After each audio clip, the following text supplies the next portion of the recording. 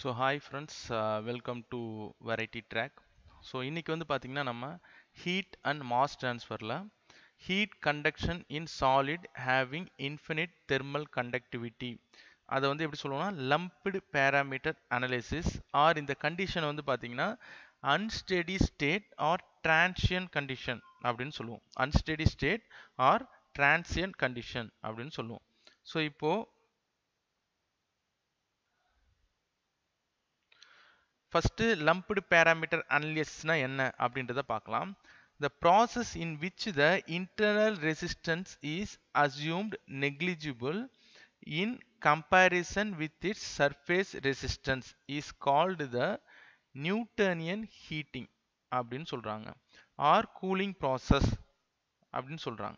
So இப்போ இதுக்கு ஒரு நல்ல ஒரு எக்ஸாம்பிளா நான் உங்களுக்கு சொல்றேன். ஸோ ஃபர்ஸ்ட் ஆஃப் ஆல் ஒரு டைமென்ஷன்லெஸ் ஒரு பாடியை இங்கே வச்சுக்கலாம். ஓகேவா? ஸோ இந்த இடத்துல ஒரு சின்ன ஒரு ஸ்லாப் வச்சுக்கலாம். ரைட்டா? ஸோ இப்போ நார்மலாக கண்டக்ஷன் அப்படின்னா நம்ம என்னென்னு படிச்சிருப்போம் அப்படின்னா இந்த இடத்துல ஒரு 70 டிகிரி சென்டிகிரேட்டில் ஒரு ஹாட் பாடி இருக்குது. ஸோ இங்கேருந்து இதோடைய அடுத்த சர்ஃபேஸில் கண்டக்ஷன் நடக்குது, ஹீட் ட்ரான்ஸ்ஃபர் நடக்குது அப்படின்னா இங்கேருந்து போக போக இதோடைய டெம்பரேச்சர் குறைஞ்சி இங்கே ஒரு 40 டிகிரி சென்டிகிரேட்டாக மாறும். ஸோ இது என்னது, இந்த டிஸ்டன்ஸ் தான் நம்ம என்னன்னு சொல்லுவோம், திக்னஸ்ன்னு சொல்லுவோம். ஸோ அதை எல் அப்படின்னு வச்சுப்போம், ஆர் எக்ஸ்ன்னு வச்சுப்போம். திக்னஸை நம்ம எக்ஸ்ன்னு வச்சுப்போம்.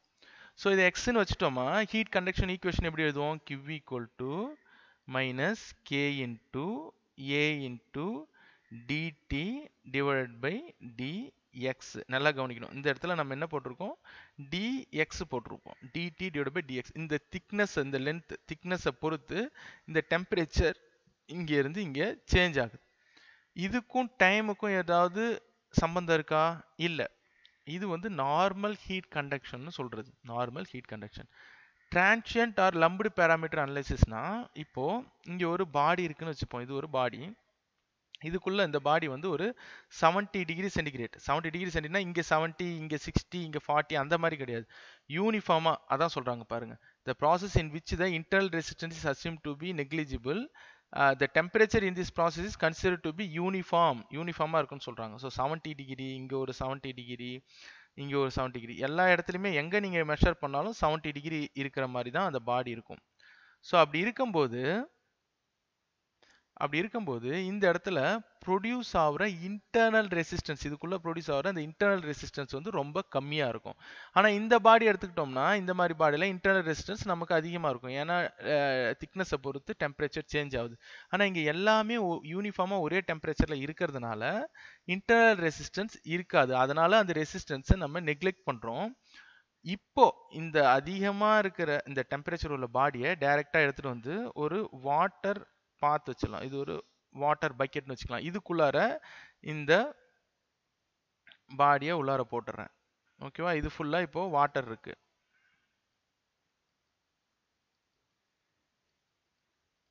இதுக்குள்ள வாட்டர் இருக்கு. அப்ப என்ன ஆகும், இதோட டெம்பரேச்சர் ஒரு 30 டிகிரி சென்டிகிரேட் இருக்குன்னா இதோட டெம்பரேச்சர் என்ன ஆகும், டப்புன்னு குறைய ஆரம்பிக்கும்.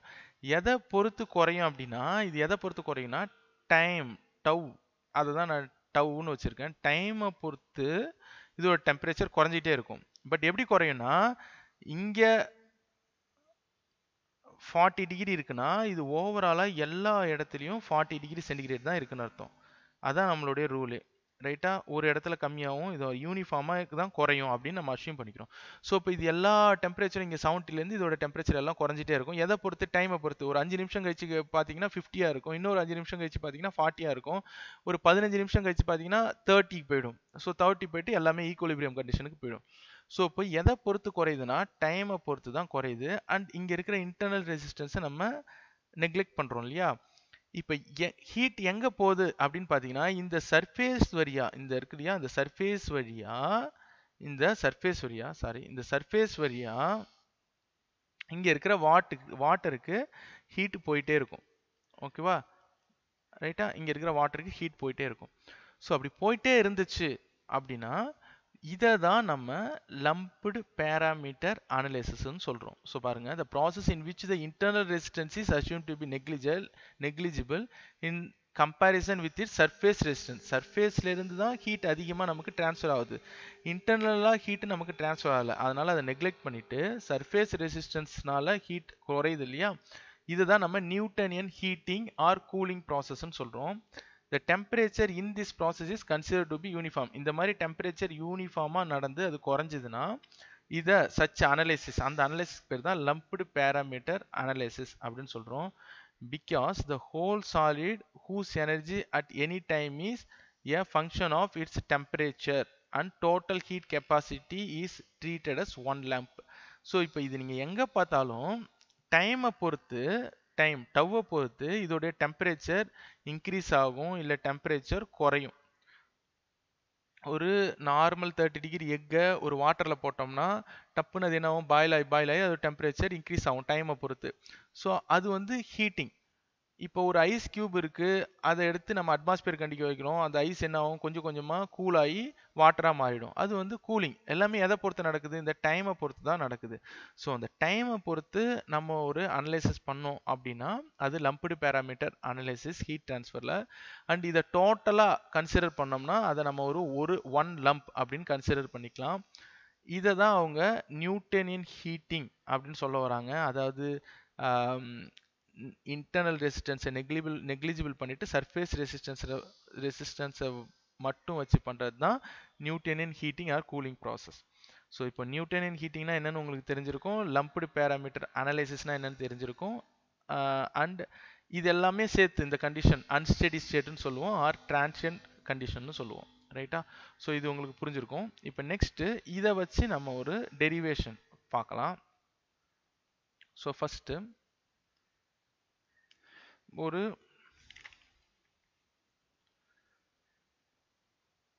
பாடி நான் இங்கே எடுத்துக்கிறேன், அண்ட் ஷேப். ஓகேவா? ஸோ இந்த மாதிரி இருக்கு. ஸோ இது என்ன பண்ணியிருக்கேன், இதோட இன்டர்னல் ரெசிஸ்டன்ஸ் வந்து நெக்லிஜிபிள். ஸோ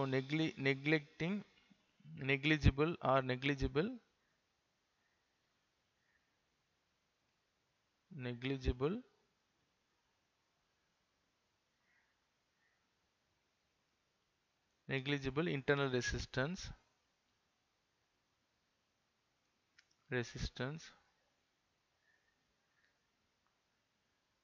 இன்டர்னல் ரெசிஸ்டன்ஸை நெக்லிஜிபிள் பண்ணியாச்சு. ஸோ அண்ட் இதோடைய சர்ஃபேஸ் வந்து பார்த்தீங்கன்னா கண்ட்ரோல்டு சர்ஃபேஸ். இந்த பாடியோட சர்ஃபேஸ் வந்து நமக்கு சேஞ்ச் ஆக போகிறது இல்லை. ஸோ அதனால் இது வந்து நம்ம என்ன சொல்கிறோம், ஒரு கண்ட்ரோல்டு சர்ஃபேஸ்ன்னு சொல்கிறோம். So the surface is control surface.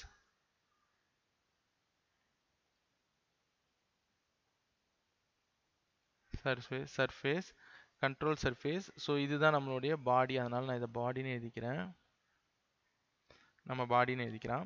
So இப்போது இந்த ஹீட் வந்து எங்கே போகுது, இங்கேருந்து இந்த சர்ஃபேஸ் வழியாக இப்படி வெளியில் போயிட்டு இருக்கு இல்லையா, ஹீட் ட்ரான்ஸ்ஃபர் ஆகிட்டு இருக்கு இந்த சர்ஃபேஸ் வழியாக, இந்த எல்லா சுற்றி இந்த டைரக்ஷன் ஃபுல்லாக.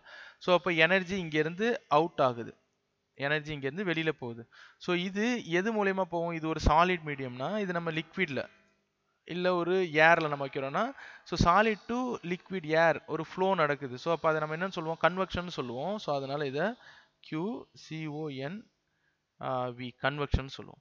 ஸோ கன்வெக்ஷனுக்கு ஆன ஹீட் ஃப்ளோ கியூவோட வேல்யூ, ஹீட் ட்ரான்ஸ்ஃபரோட வேல்யூ நமக்கு தெரியும், என்ன ஃபார்முலான்ட்டு, ஹீட் ட்ரான்ஸ்ஃபர் கோஎஃபிஷியன்ட் இன்ட்டு அதோடைய ஏரியா இன்ட்டு டெம்பரேச்சர் இனிஷியலாக எவ்வளோ இருக்குது மைனஸ் T அட்மாஸ்பியர் டெம்பரேச்சர் எவ்வளோ இருக்குது. அட்மாஸ்பியர் டெம்பரேச்சரில் தானே அதோடைய ஹீட் ஃபுல்லாக ட்ரான்ஸ்ஃபர் ஆக போகுது. ஸோ அதனால் இதுதான் நமக்கு ஃபார்முலா, இது நமக்கு தெரிஞ்சிருக்கும். ரைட்டா?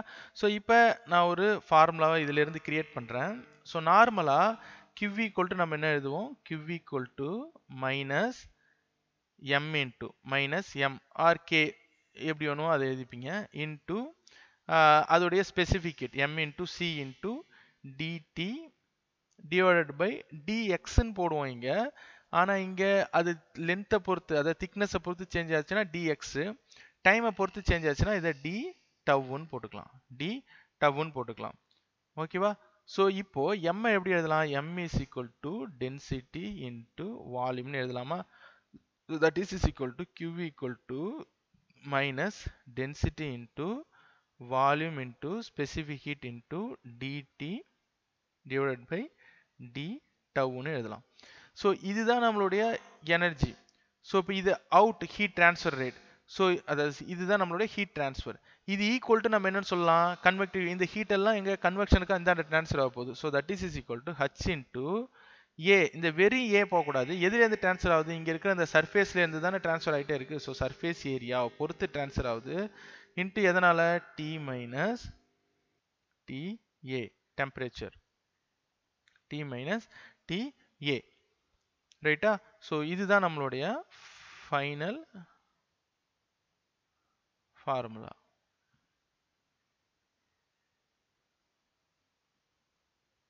ஸோ இதை ஞாபகம் வச்சுக்கோங்க. இதை வச்சு தான் நம்ம இப்போ டிரைவ் பண்ண போகிறோம். ரைட்டா? ஸோ இப்போ இதோடைய அந்த ஒரு ஃபங்க்ஷனை நம்ம எழுதிடலாம். கியூனா ஹீட் ட்ரான்ஸ்ஃபர், அது உங்களுக்கு தெரியும், அதனால நான் அதை எழுதணுன்ற அவசியம் இல்லை. ரோனா டென்சிட்டி, டென்சிட்டியோட யூனிட் உங்களுக்கே தெரிஞ்சிருக்கும், kilogram per metre cube. And வீனா வால்யூம், வால்யூமோட யூனிட் எல்லாருக்கும் தெரிஞ்சிருக்கும், volume that is metre cube. And சீனா ஸ்பெசிஃபிக் ஹீட், அதுவும் உங்களுக்கு தெரிஞ்சிருக்கும், heat that is joule by kilogram kelvin, kelvinல போடலாம், டிகிரி சென்டிகிரேட்ல போடலாம். அந்த h ன்றது heat transfer coefficient, heat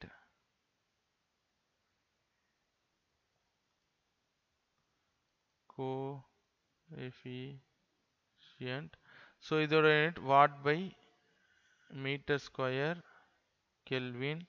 and h க்கு அடுத்தது t ன்றது temperature, so அதுவும் நமக்கு தெரியும், temperature unit kelvin. And AS அப்படின்றது சர்ஃபேஸ் ஏரியா, ஸோ ஏரியாவோட unit metre square, surface area, that is metre square.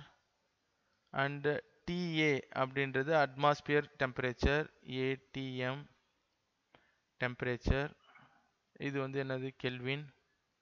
And tau, இதுதான் ரொம்ப ரொம்ப இம்பார்ட்டன்ட். டவ்ங்கிறது என்னது, டைம். டைம் வர்றதுனால தான் நம்ம இதை டிரான்சியன்ட் கண்டிஷன் சொல்லுவோம். ஸோ அது வந்து செகண்ட், ஹவர், மினிட் எதில் ஒன்றா ப்ராப்ளத்தில் கொடுப்பாங்க. ஸோ இப்போ இந்த ஃபார்முலா இருக்கு இல்லையா, இதை நம்ம எப்படி மாற்றலாம் அப்படின்றத பார்க்கலாம். ஸோ நீங்கள் பார்த்தீங்கன்னா தெரியும், செப்பரேட் பண்ணிக்கிறேன் ஈஸியாக இருக்குன்றதுனால. ஸோ இப்போ நம்மக்கிட்ட என்ன இருக்குது, Q equal to minus rho into V into C into dt divided by d tau is equal to h into surface area into t minus ta. இந்த ஈக்குவேஷன் இருக்கு இல்லையா, இது ஈக்குவேஷன் நம்பர் 1 ன்னு வச்சுக்கலாம். After rearranging equation number 1, after இந்த ஈக்குவேஷனை கொஞ்சம் rearrange பண்ணிக்கலாம், இன்டெகிரேட் பண்ணுற மாதிரி, ஏன்னா டி எல்லாம் வேற வேற இடத்துல இருக்குது, அதை ஒன்றா சேர்த்துக்கலாம். ஆஃப்டர் ரீஅரேஞ்சிங் ஈக்குவேஷன் 1 ரீஅரேஞ்சிங் பண்ணலாம். After rearranging equation number 1. So இப்போ என்ன பண்ணலாம், டிடி இருக்கு இல்லையா, ஸோ இது வந்து டிடி, இது வந்து ஸ்மால் டி தான், ஸ்மால் டி, டீனா temperature. So dT divide by இந்த டீலாம் இங்கே இருக்கு இல்லையா, அதை இங்கே எடுத்துகிட்டு வந்துடலாம், டி மைனஸ் டிஏன்னு வந்துடும், இது மல்டிப்ளிகேஷன் இருக்கிறதுனால. So T minus TA that is equal to, so இந்த இடத்துல HAS இருக்கு, H into AS surface area. இந்த rho VC இதெல்லாம் இங்க இருக்கு, and மைனஸ் இங்க இருக்கு. ஸோ இதை நேராக எடுத்துட்டு வந்து அந்த மைனஸ் இங்கே வந்துடும், மைனஸ் HAS டிவைடட் பை இது மல்டிப்ளிகேஷனுக்கு டிவைட் ஆகிடும். So rho V volume into C specific heat. அடுத்தது இந்த டி டவ் இருக்கு, ஸோ இதையும் தான் எடுத்துட்டு வந்தோம்னா டி டவ் அப்படின்னு சேஞ்ச் ஆகிடும், டி டவ் அப்படின்னு சேஞ்ச் ஆகிடும், டி டவ். ஸோ அப்போ டிடி இந்த டி எல்லாம் ஒரு சைடு எடுத்துகிட்டு வந்துட்டோம், மற்றதெல்லாம் இந்த சைடு நம்ம எடுத்துகிட்டு வந்தாச்சு. ஸோ இப்போ இது என்ன ஆகுது, நமக்கு சேஞ்ச் ஆகுது இல்லையா, இது அதாவது இந்த பவுண்டரி கண்டிஷன்னா நான் இப்போ என்னன்றதை உங்களுக்கு இந்த இடத்துல கிளியராக சொல்கிறேன். ஸோ இதை கொஞ்சம் புரிஞ்சுக்கோங்க, ஏன்னா நிறைய பேருக்கு இந்த பவுண்டரி கண்டிஷன் எப்படி எழுதுறது அப்படின்றது தெரியாது. ஸோ இப்போ இந்த பாடி இந்த இடத்துல இப்படி இருக்கு இல்லையா, ஸோ இப்போ இது டைம், ஸ்டார்டிங் டைம், ஸ்டார்ட் பண்ணும்போது டைம் நம்ம ஸ்டார்ட் பண்ணும்போது டவ் அப்படின்றது என்னவா இருக்கும், 0. டைம் வந்து அதாவது ஸ்டார்டிங் கண்டிஷன்ல 0வா இருக்கும். இதோட டெம்பரேச்சர் என்ன இருக்கும், டெம்பரேச்சர் T வந்து என்னவா இருக்கும், இனிஷியல் கண்டிஷன்ல இருக்கும். இனிஷியல்ல ஃபார் எக்ஸாம்பிள் இது ஒரு 80 டிகிரி சென்டிகிரேட்னா அது 80 டிகிரி சென்டிகிரேட்ல இருக்கும். ரைட்டா? ஸோ அப்போ t வந்து இனிஷியல் கண்டிஷனில் இருக்கும். இதுதான் வந்து ஃபஸ்ட்டு பவுண்டரி கண்டிஷன். ஃபஸ்ட்டு இப்படி தான் இருக்கும். டைம் வந்து எதுவுமே நடக்காது. டைம் வந்து ஜீரோவில் இருக்கும். டெம்பரேச்சர் வந்து இனிஷியல் கண்டிஷனில் இருக்கும். அடுத்தது போக போக ஃபைனல் கண்டிஷன், ரெண்டாவது பவுண்டரி ரிலேட்டட் கண்டிஷன் என்ன ஆகும்? டைம் வந்து கண்டிப்பாக இன்க்ரீஸ் ஆகும். டைமை பொறுத்து தானே இதோட டெம்பரேச்சர் மாறப்போகுது. டைம் வந்து இன்க்ரீஸ் ஆகும். ஜீரோவை விட கண்டிப்பாக அதிகமாக தான் இருக்கும். ஒரு செகண்டாக இருக்கலாம், 2 செகண்ட், 5 செகண்ட், 5 மினிட், 5 ஹவர் கூட ஆயிருக்கலாம். டைம் வந்து இன்க்ரீஸ் ஆகிட்டே இருக்க போகுது. அப்படி இன்க்ரீஸ் ஆச்சுன்னா இந்த டெம்பரேச்சர் வந்து கண்டிப்பாக நல்லா கவனிக்கணும். இந்த டெம்பரேச்சர் வந்து கண்டிப்பாக ஃபங்க்ஷன் ஆஃப் டவ்வாக தான் இருக்கும். ஓகேவா? ஸோ நான் இன்னும் கூட கிளியராக எழுதுறேன். இந்த டெம்பரேச்சர் வந்து கண்டிப்பா ஃபங்க்ஷன் ஆஃப் டவ்வாக தான் இருக்கும். ஃபங்க்ஷன் ஆஃப் டவ்னா என்ன சார் மீனிங் அப்படின்னா, இந்த டெம்பரேச்சர் வந்து இந்த டைமை பொறுத்து கண்டிப்பாக ஒன்று இன்க்ரீஸ் ஆகலாம். இப்போ ஒரு ஐஸ் ஒரு ஒரு ஒரு ஐஸ் கியூப் எடுத்துகிட்டு வந்து நம்ம அட்மாஸ்பியர் கண்டிஷன் வச்சோம்னா அது இந்த டைமை பொறுத்து ஒரு 5 நிமிஷம் கழிச்சு வந்து அந்த ஐஸ் வந்து கொஞ்சம் மெல்ட் ஆகிருக்கலாம். ஒரு 10 நிமிஷத்தில் இன்னும் கொஞ்சம் மெல்ட் ஆகலாம். ஸோ டைமை பொறுத்து இதோட டெம்பரேச்சர் இன்க்ரீஸும் ஆகலாம். ஆர் ஒரு ஹாட் பாலை எடுத்து ஒரு வாட்டருக்குள்ளே போட்டோம்னா அதோட டெம்பரேச்சர் டைமை பொறுத்து டிக்ரீஸும் ஆகலாம். ஸோ கண்டிப்பாக வந்து இந்த டைமை பொறுத்து இந்த டெம்பரேச்சர் இன்க்ரீஸ் ஆகும் இல்லை கம்மியாகும். அதுதான் இங்கே சொல்ல வரேன். இனிஷியல் கண்டிஷனில் இது ஜீரோவாக இருக்குது. டைம் இனிஷியல் கண்டிஷனில் டெம்பரேச்சர் இனிஷியலாக இருக்குது. ஃபைனல் கண்டிஷனில் டைம் கண்டிப்பாக இன்க்ரீஸாக தான் இருக்கும். டிக்ரீஸாக குறைய முடியாது. இன்க்ரீஸாக தான் இருக்கும். அப்படி இன்க்ரீஸ் ஆச்சுன்னா இந்த டெம்பரேச்சர் வந்து என்ன ஆகும்? ஒன்று அதிகமாக இருக்கலாம் இல்லை கம்மியாக இருக்கலாம். ஓகேவா? இந்த பவுண்டரி கண்டிஷன் நம்ம போடுறது ரொம்ப ரொம்ப இம்பார்ட்டன்ட். ஸோ இப்போ டைரெக்டாக இங்கே வரலாம். இந்த ரீஅரேஞ்ச் பண்ண ஈக்குவேஷன் இருக்கு இல்லையா, இதை இன்டெகிரேட் பண்ணிடலாம். இப்போ இன்டெகிரேட் பண்ணால் தான் நம்ம இங்கே இந்த லிமிட்டெல்லாம் பவுண்டரி கண்டிஷனை சப்ஸ்டியூட் பண்ண முடியும். பவுண்டரி கண்டிஷனை சப்ஸ்டியூட் பண்ணால் தான் நம்ம ஃபைனல் டெரிவேஷன் அந்த கண்டிஷனுக்கான ஆன்சரை கண்டுபிடிக்க முடியும். ஸோ இப்போ என்ன பண்ணலாம்? Both side integrating both side. ஓகேவா? இன்டெகிரேட்டிங் போத் சைடு இந்த எபோவ் ஈக்குவேஷனை இன்டெகிரேட் பண்ணலாம்.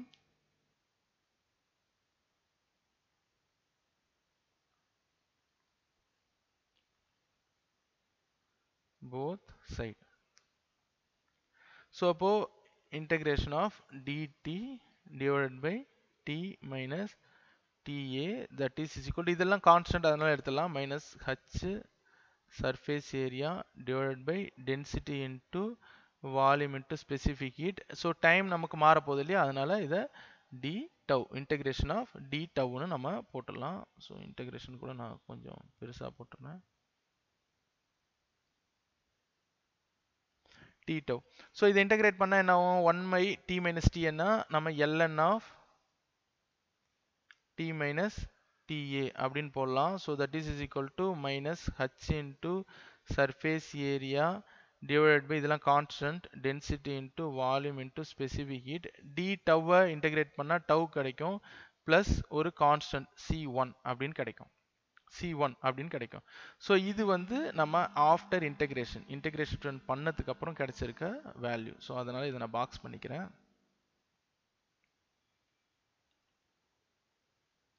ஸோ இதை ஈக்குவேஷன் நம்பர் 2ன்னு எழுதிப்போம். ஸோ இப்போ பவுண்டரி கண்டிஷன் நம்ம அப்ளை பண்ணலாம். பவுண்டரி கண்டிஷன் ஃபர்ஸ்ட் கண்டிஷன் என்னன்றதை நீங்கள் பார்க்கணும். ஃபர்ஸ்ட் கண்டிஷன் என்ன இருக்குது? டவ் வந்து 0. ஃபர்ஸ்ட் கண்டிஷனில் tau equal to 0 and temperature என்ன இருக்குது? இனிஷியல் கண்டிஷனில் டி ஐயா இருக்குது. ஸோ அதை வச்சு நம்ம ஒரு கான்ஸ்டன்ட் போட்டுடலாம். Substitute the boundary conditions in equation number 2.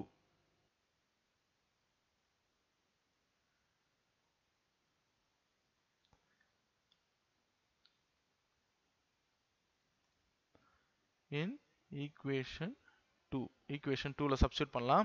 So இந்த பவுண்டரி கண்டிஷனை சப்ஸ்டியூட் பண்ணோம் அப்படின்னா டவ் அப்படின்றது 0 ஆகிடும். ஸோ டவ் அப்படின்றது இங்கே எங்கே இருக்குது பாருங்கள். இந்த இடத்துல இது 0 ஆச்சுன்னா இந்த ஹோல் டேர்மும் 0 ஆகிடும். HAS இது எல்லாமே இன்டூ டவ் 0 போட்டிங்கன்னா 0 ஆகிடும். ஸோ இந்த இடத்துல டி அப்படின்றது டிஐயா மாறிடும். இந்த இடத்துல டி இருக்குது, அதை டி இனிஷியலாக மாறிடும். ஸோ இது ரெண்டு சேஞ்சஸ் தான் இருக்கும். அப்போ இது எல்லாமே சேஞ்ச் ஆச்சுன்னா இது ஃபுல்லாக கேன்சல் ஆகிடும். ஸோ ஃபைனலாக C1 that is equal to ln of tன்றது என்னவா மாறிடும்? TIயா மாறிடும். ஸோ TI மைனஸ் TA இதுதான் நம்மளுடைய C1 அந்த கான்ஸ்டன்டோட கண்டிஷனாக இருக்கும். இப்போ C1 வேல்யூவை திரும்பி எடுத்துகிட்டு போயிட்டு நம்ம என்ன பண்ணலாம்? C1 வேல்யூவை திரும்பி எடுத்துகிட்டு போயிட்டு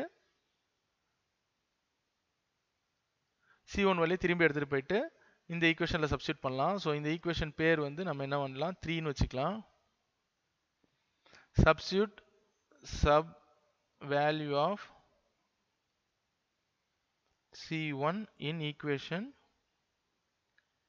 3. இதுல சப்ஸ்டிட் பண்ணனா ஹோல் நம்மளுடைய அந்த சேஞ்ச் ஆகிற அந்த ஸ்டேட் சேஞ்ச் ஆகிறோடைய கண்டிஷன் நமக்கு கிடைச்சிரும். ஸோ ln of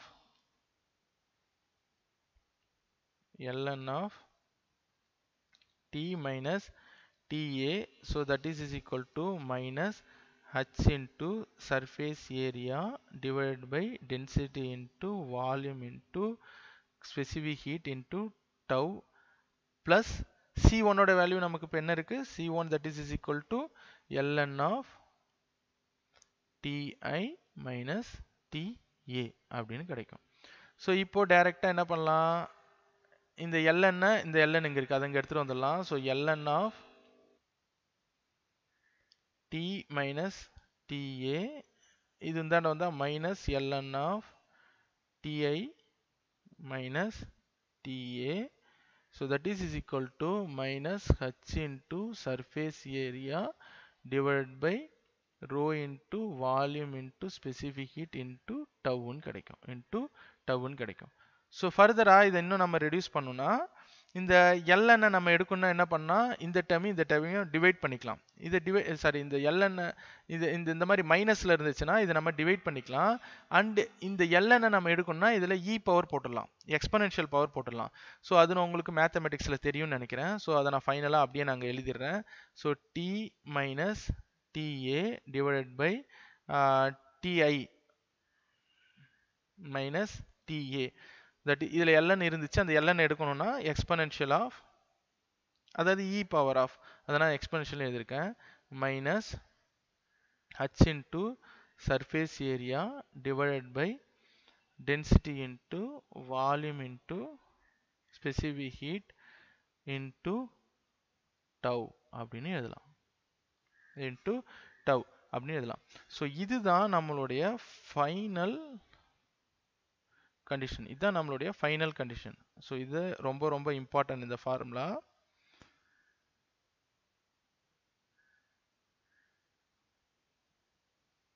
அதனால நான் இதை மார்க் பண்ணிக்கிறேன்.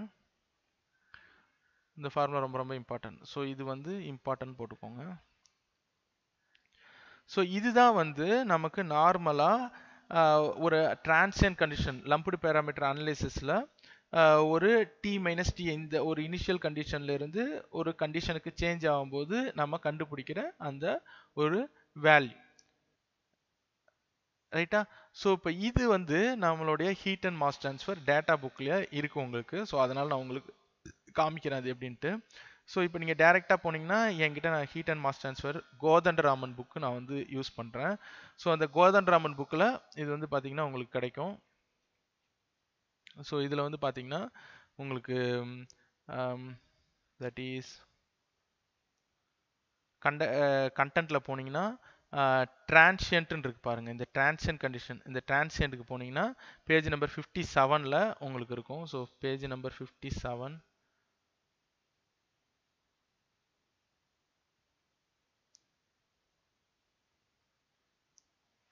ஸோ பேஜ் நம்பர் 57 போனீங்கன்னா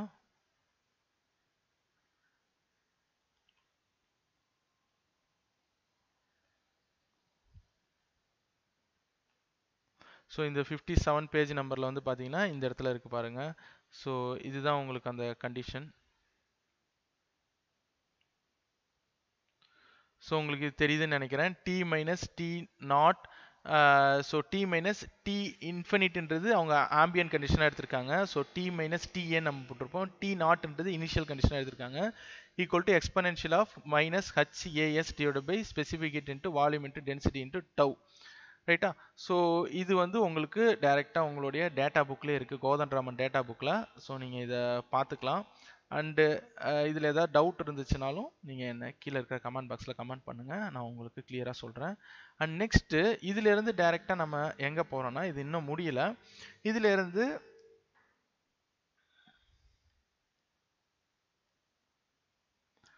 இதிலிருந்து எப்படி நமக்கு பயாட் நம்பர் அண்ட் ஒரு ஃபூரியர் நம்பர் வந்துச்சு அப்படின்றத கண்டிப்பாக நம்ம நெக்ஸ்ட் வீடியோவில் பார்க்கலாம். ஸோ அது வந்து ரொம்ப இம்பார்ட்டன்ட். ஏன் அப்படின்னா நம்ம இந்த டேட்டா புக்கில் வந்து பார்த்தீங்கன்னா இது கீழே வந்து இந்த ஈக்குவேஷனை Biot number and Fourier number அப்படின்னு சொல்லி போட்டிருப்பாங்க. ஸோ இந்த ஈக்குவேஷன் வந்து பார்த்தீங்கன்னா அவங்க கீழே பயாட் நம்பர் அண்ட் ஃபூரியர் நம்பர்னு சொல்லி போட்டிருப்பாங்க. ஸோ இந்த இடத்துல பார்த்தீங்கன்னா உங்களுக்கு தெரியும். ஸோ அந்த ஈக்குவேஷன் எப்படி வந்துச்சு அப்படின்றத நம்ம நெக்ஸ்ட் வீடியோவில் பார்க்கலாம். அது ரொம்ப ரொம்ப இம்பார்ட்டன்ட். அண்டு அந்த மாதிரி பயாட் நம்பர் ஃபூரியர் நம்பர் இருந்துச்சுன்னா நம்ம ஈஸியாக கான்ஸ்டன்டோடைய ஃபார்முலாவிலேருந்து அந்த வேல்யூவை எடுத்துக்கலாம். அதனால அவங்க அப்படி கொடுத்துருக்குறாங்க. ஸோ இப்போ இந்த Biot number value and overall heat transfer coefficient வேல்யூலாம் நம்ம நெக்ஸ்ட் வீடியோவில் பார்க்கலாம். ஸோ தேங்க்யூ ஃபார் வாட்சிங்.